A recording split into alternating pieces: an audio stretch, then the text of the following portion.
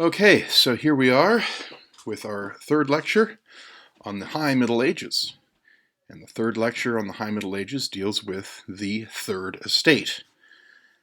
The Third Estate being those who work. And when we're talking about those who work, we're talking about, the vast majority of those who work are peasants, okay? People who work the land. They sow the crops and harvest them. They raise the animals and slaughter them. They produce food, and then the surplus food pays for the first and second estates. Okay. So as you can imagine, the third estate, they're the least important of the three estates, but they're certainly the most populous. It is reckoned that some 90% of the population of Europe are members of the third estate. Okay? And what to say? These people are, peasant is not a term of praise. Okay?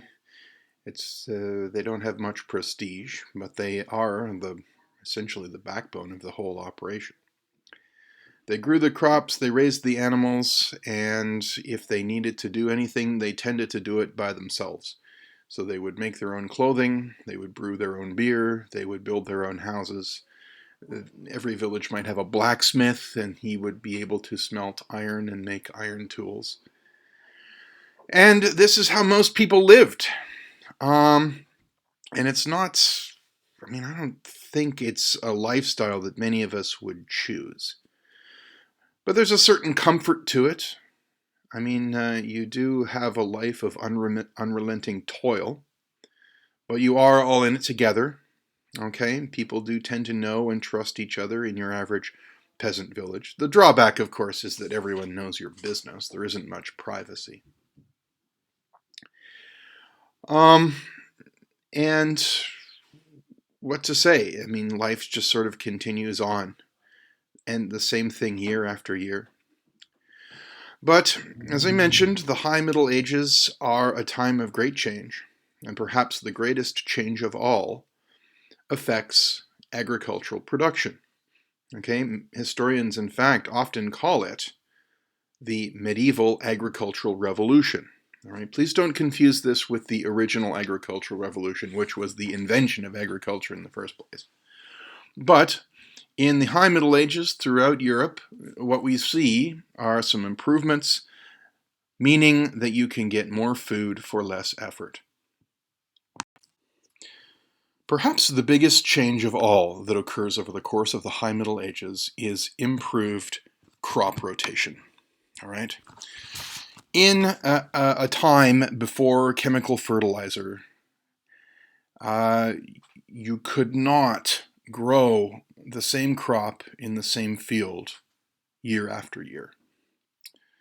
If you had a field, you could grow wheat in it one year, say, but the next year you had to let it lie fallow. You couldn't grow anything in it. You had to let nutrients be replenished, from chemical reactions in the air. Not that they would have thought about it in those terms, but they knew that you couldn't grow wheat year after year in the same field. You might get a good yield in the first year, but you get terrible yields thereafter. So what you do if you're a peasant, you divide the land that you work into halves. You plant your crops in one half, and you let the other half lie fallow. And the next year, you switch, and you grow your crops in the fallow field, and you let the other field lie fallow. So, unfortunately, at any point, up to half of the cultivatable land in Europe was lying fallow. It was being replenished. What happened in the course of the High Middle Ages is that they realized that different crops tend to leach different nutrients from the soil.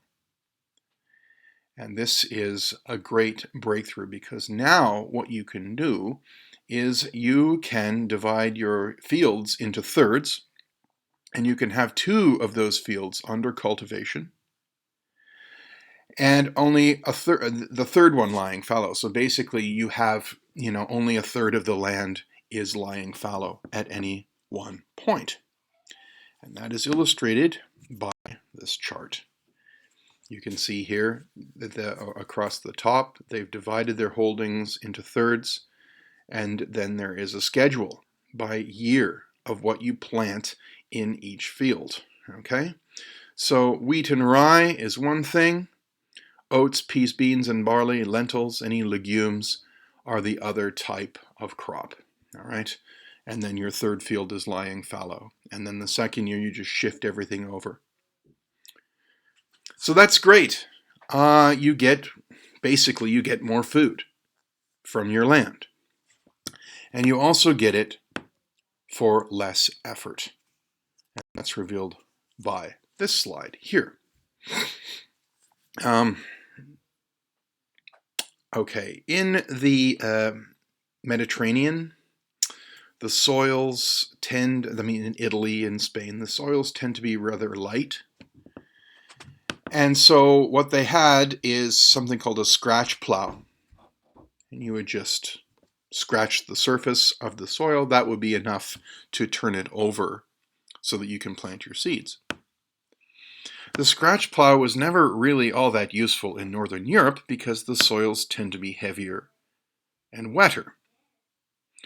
And so what they came up with in the Middle Ages was a heavier plow with a blade that actually cut the soil and turned it over. Okay, it's called the moldboard plow, and you can see there is an illustration of that, and here is an actual medieval illustration. This is a bit of a fantasy. Okay, no peasant would be dressed in blue. That's a very expensive color. All right, but there he is with his bladed plow. This one actually has wheels on it, so this is a great plow. All right, now he is having this plow pulled by oxen. It appears not actually to be attached to the oxen. I think that's artistic license. But really, horses made better draft animals. All right, but if you are going to attach a plow to a horse, you need to develop a better horse collar. So that goes part and parcel with the development of the moldboard plow, is a new horse collar. For a scratch plow, scratching Mediterranean soil, all you need is a collar that kind of looks like a dog collar, and that's in the first illustration there. But you can't have that on a moldboard plow because the horse can't put its full weight into the job. The more it pulls the plow, the more it chokes itself. So you have to invent a horse collar of the sort that we're familiar with today. If you go into the Cracker Barrel, there might be one on the wall, right? It's padded, but it's stiff, and it goes down over the horse's shoulders, and so the horse can put its full weight into the job and pull that plow and turn it over. Okay? So this is great because with a scratch plow in Northern Europe, you basically had to plow each field twice. But now, with the moldboard plow, you only have to plow it once. It turns the soil over enough that you can plant your seeds. So as I say, there is more land under cultivation, and you're plowing it better, so you don't have to work as hard. And speaking of horses, here's another invention that is very useful for Northern Europe. Again, I mean, a horse's hoof is essentially a big fingernail, right? And horses evolved sort of on the Russian steppes. And so apparently, their hooves would wear down at the rate that they grow when they're wild on the steppes.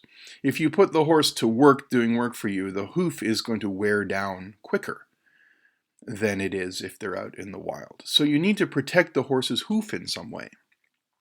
Now the Romans, and again in Mediterranean agriculture, something called a hippo sandal works just fine, which is basically just a little leather bootie that you would put over the horse's hoof, and that would prevent it from wearing down too much.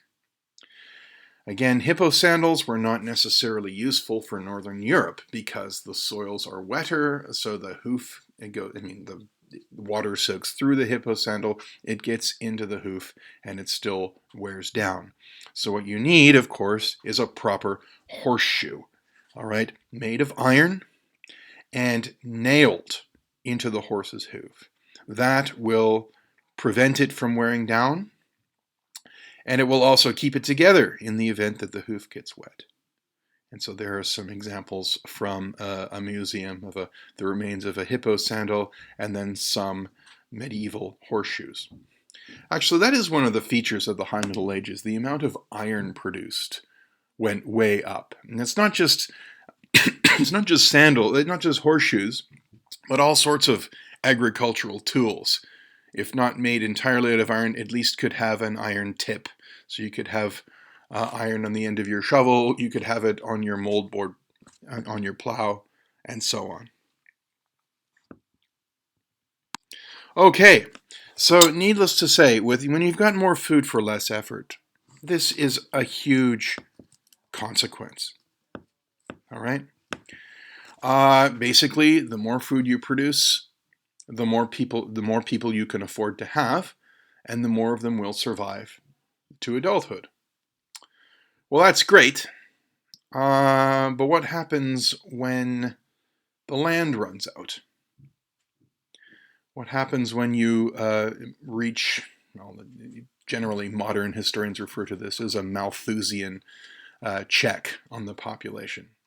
You have more food, you can have more people, but then you run into certain obstacles. And one of the problems, of course, is that you've run out of land in your village. Okay? You can't keep subdividing the land because at some point everyone is not going to have enough to be able to live on. So one solution is simply to go out and found a new village. Okay? There's a lot of Europe in the High Middle Ages that is forested. Okay? And so basically what you do is the same thing that people did in 19th century America. They would go west, they would clear the land, burn out the stumps, and start cultivating it. Okay, so people call this the internal colonization of Europe. There are forests, let us chop down the forests, let's turn them into valuable, productive agricultural land. Now, one of the differences between 19th century America and 12th century Europe is, if you're a peasant, you don't get to own this land, right? It's the great promise of America. As a farmer, you got to own your own land. Well, not in Europe, okay? But the Duke of Earl, who does own the land, the member of the Second Estate that does own the land, he recognizes an opportunity when he sees it. He has an interest in bringing more land under cultivation because that means more taxes for him, more rents for him. And so a lot of lords would engage in sponsoring this sort of thing. They would say to your average peasant, okay, I want the village here. And, you can move there, you can start chopping the trees down, you can start cultivating, and I won't even charge you any rent for 5 years. All right? And so that's a feature of life. And you have a lot of villages that are founded in the 12th and 13th centuries as the result of this movement. I mean, if you go to England, say, you've got a city, like a little village called Romney, and then not too far away you've got New Romney. Well, chances are New Romney was founded in the 12th or 13th century as peasants moved out and brought new land under cultivation.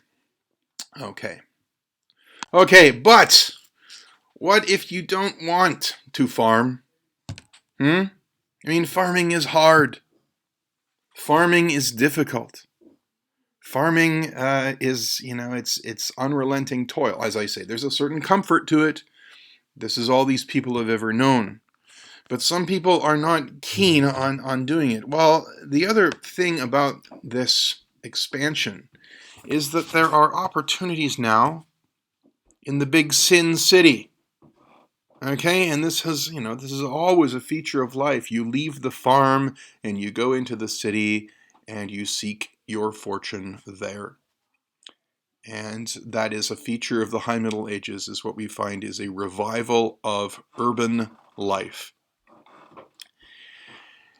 And so, life in the city is a little bit different from life in your average peasant village. Okay? In your average peasant village, there's not much cash transaction. It's an economy of favors. And the peasants are jacks of all trades. If they need to do something, they'll do it for themselves. So they acquire a variety of skills. In the city, of course, you have to specialize. You have a specialty in the city, and you get very good at it. You do one thing, you do it well, and you can then sell what you've done for money, and with that money, you can then buy the products of other people's specializations. Okay? It's just a different way of living. It's not, as I say, a peasant life, there's a certain toil to it. I would say there's a certain anxiety when you're living by selling things, right? Because there's no guarantee that people are going to buy your stuff. You might go out of business because of competition. Okay, what if you're not making enough money to live on because everyone else has jacked their prices up and so on? Okay, so there is there's money to be made in the city, but there's also a great deal of sort of anxiety as well. And one of the ways to deal with this is to form guilds. All right, a guild is essentially a union. Okay. You go to the city, say you have some skill in blacksmithing in your average peasant village, and you think, you know what, I'm tired of living in this village. I'm going to go to London, and I'm going to make my fortune in London, because I'm just going to do blacksmithy all day long. So you go to London, and there that, oh my goodness, there's a bunch of other blacksmiths here, and they're not entirely happy with me just coming in. They won't let you practice your trade until you join their guild. Okay? And you think, well, this is totally unfair. This is like the mafia. Well, no, the guild says, look, this is our livelihood.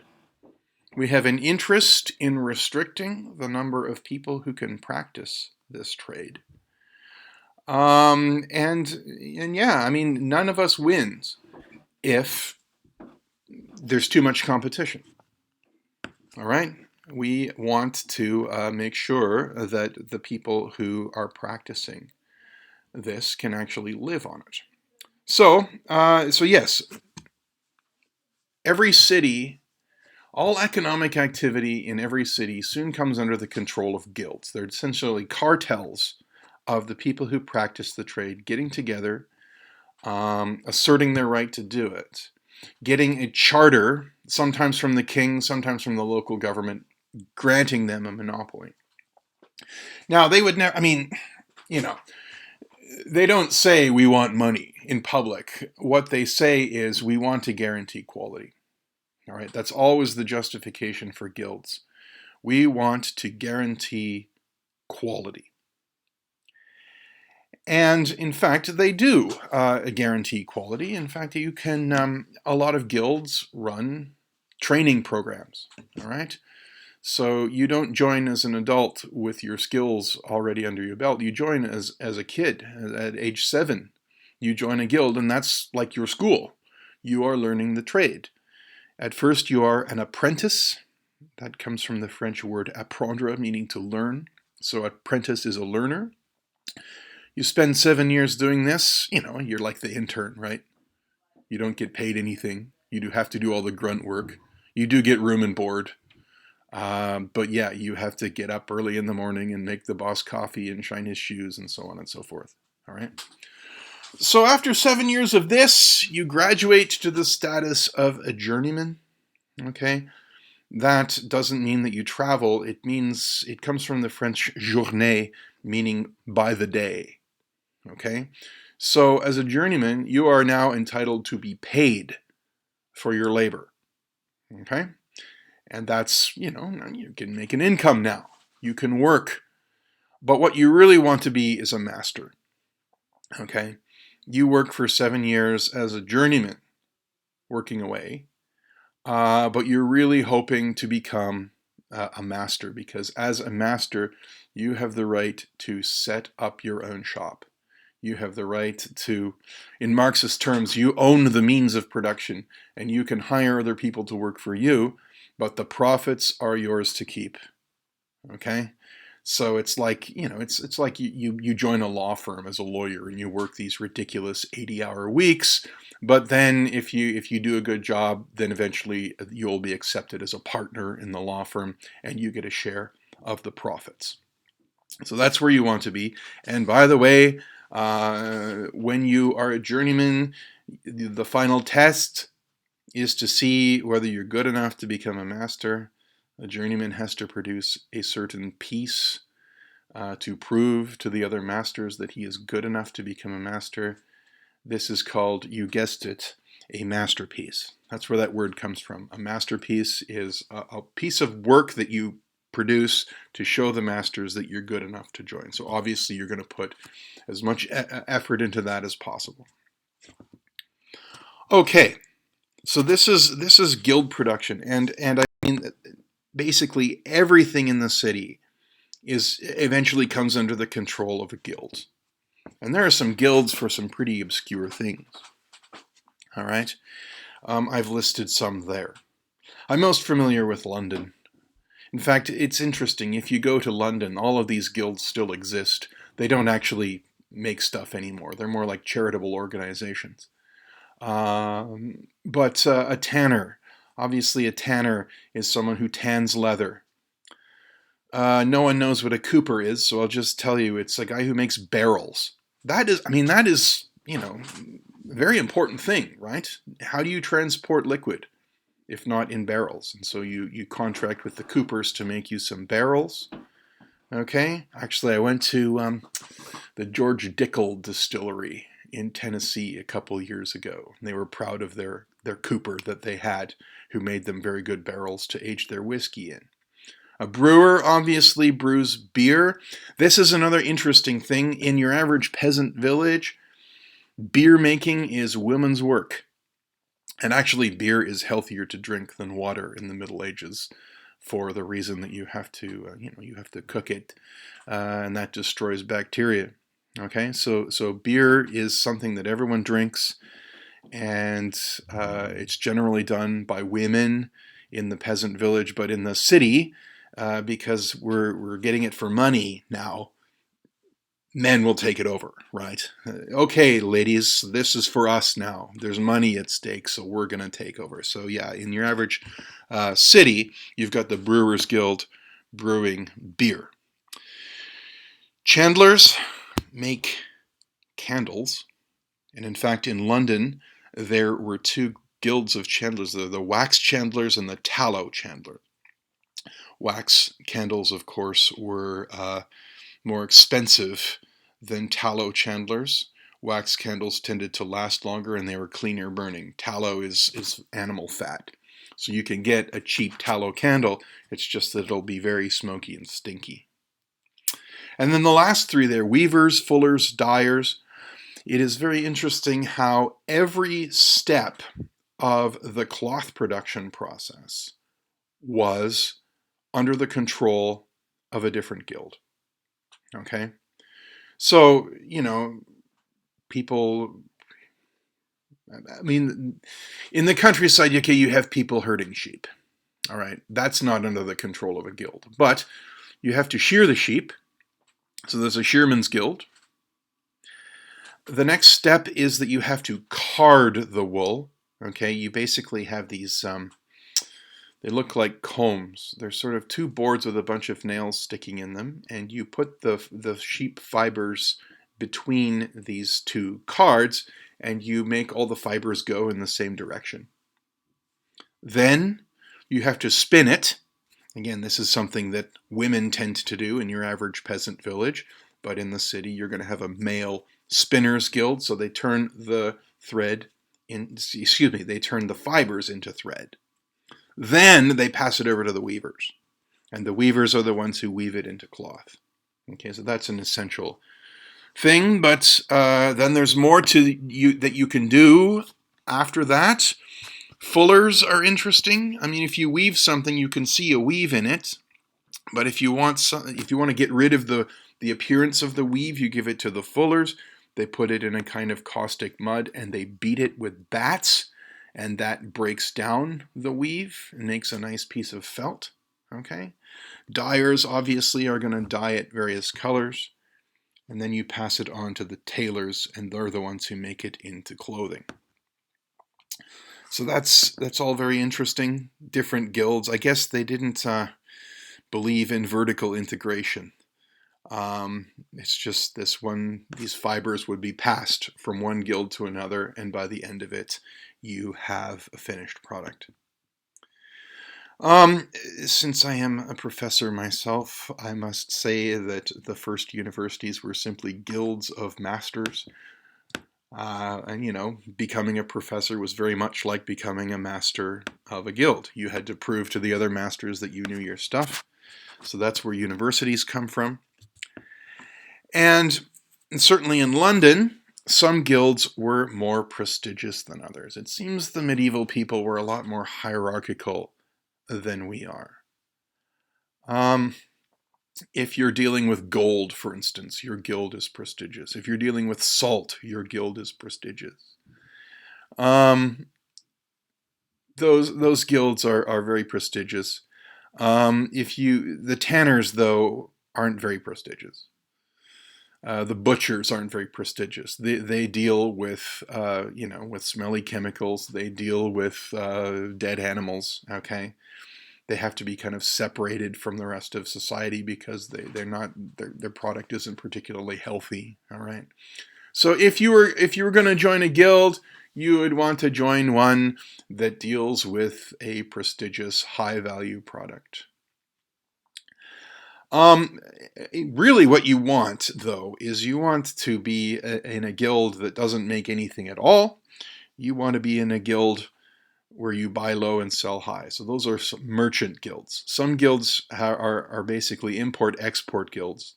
They have the right to go abroad, buy stuff at a certain price, bring it into the city, and sell it at a much higher price. Buying low and selling high. That's what you want to do. And then some guilds don't even do that. Some guilds are purely financial guilds, and these are the first banks. Generally, they arise in northern Italy, so Genoa, Pisa, Florence, Venice. They all have banks. And we talked about the Templars, how the Templars got into banking. Again, it's not something you can get rich from banking, but you do tend to attract negative attention. We talked about how the Templars, all of their wealth got expropriated by the French king. If you are, say, an Italian banker and you lend money to Edward III, Edward III can simply say, "I'm the king, I repudiate my debts," and then you're ruined. And that indeed is what happened in the 14th century. So, it's high reward, but it's also high risk, medieval banking. Okay, one final slide. This is known as the communal movement. Okay, cities are places that make money. I mean, some people do well out of them, some people not so well, but on the whole, the city is a hive of economic activity. And so there's a lot of wealth that is generated by these cities.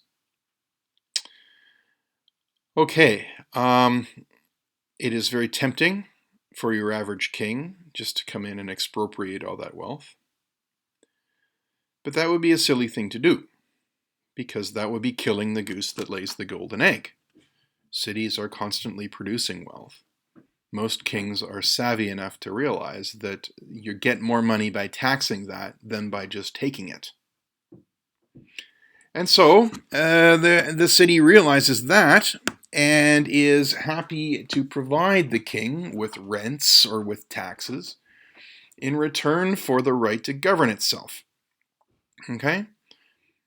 People in a city they're conscious of themselves, much like how knights are conscious of being knights. People in a city are conscious of being citizens of a city. And they're very proud of themselves. They're very proud of what they've accomplished, and they want the freedom to keep doing what they do. They don't want to take orders from the local bishop. They don't want to take orders from the local lord. They want the right to govern themselves. And so they'll approach the king and they'll petition him for a charter of incorporation. They say, for X amount of money, we would like a charter. We would like the right to set up a commune, set up a corporation, which is essentially a government guild. We want the right to be able to govern ourselves. And most kings will do that. They provide charters of incorporation to cities starting in the late 11th century, really gets going during the 12th century. So essentially London becomes independent, York, Bristol, Paris, Hamburg, Lübeck, all of these places come to be self-governing. Ultimately, they do owe their loyalty to the king. They are not sovereign like the Greek polis is. Okay? But what you have is the habit of legal self-government has returned to Europe. People get into the habit of, there's various ways that you elect people to the government guild, various ways that you petition them to pass laws in your favor, various ways of solving disputes. All right. So this is, this is not parliament over the whole country by any means, but people do get into the habit of governing themselves once again. All right. So that ends the lecture on the Third Estate and the medieval agricultural revolution, which feeds into the medieval commercial revolution and the medieval communal movement. So in some ways, this is the most important of all, much more important than the Gregorian reform movement or the Crusades. The communal movement really